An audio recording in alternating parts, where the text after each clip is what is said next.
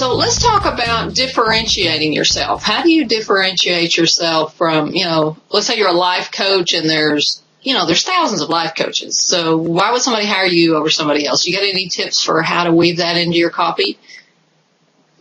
Yeah, and that seems to be something that people struggle with quite a bit.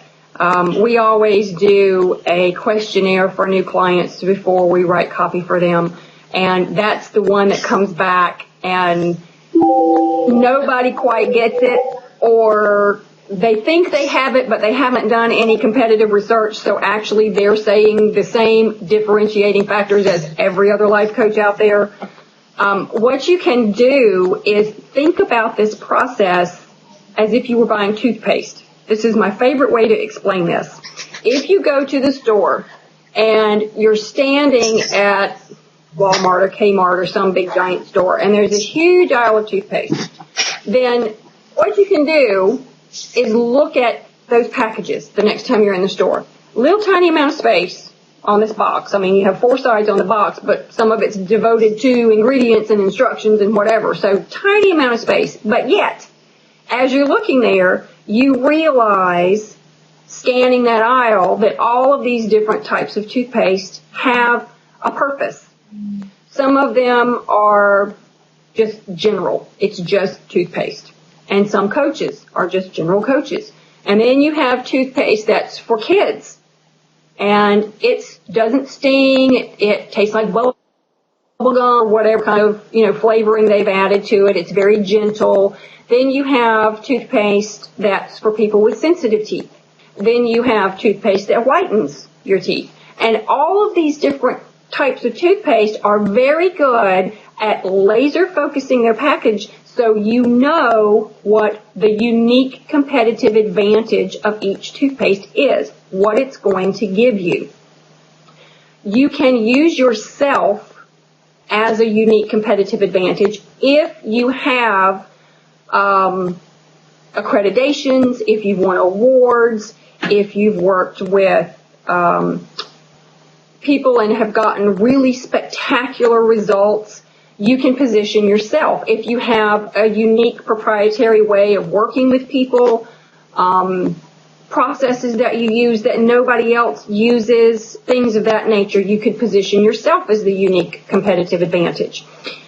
You could position yourself as working with particular types of clients, and maybe that's your unique competitive advantage. If you've got the big name companies, you've coached people, in Fortune 100 or Fortune 500 companies or something to that effect, you could use that possibly.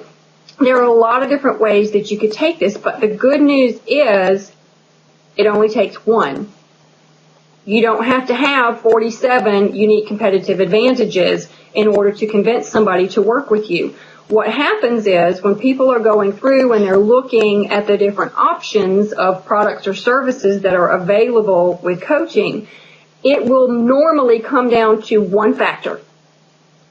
So if you find the one, and you may have to experiment with it a little bit, that resonates with most of your site visitors, you'll begin to see more people filling out your contact form, more people who are calling you to set up appointments or free consultations to get to know you a little bit and whatnot. So make a list of those things. Everything that you can think of.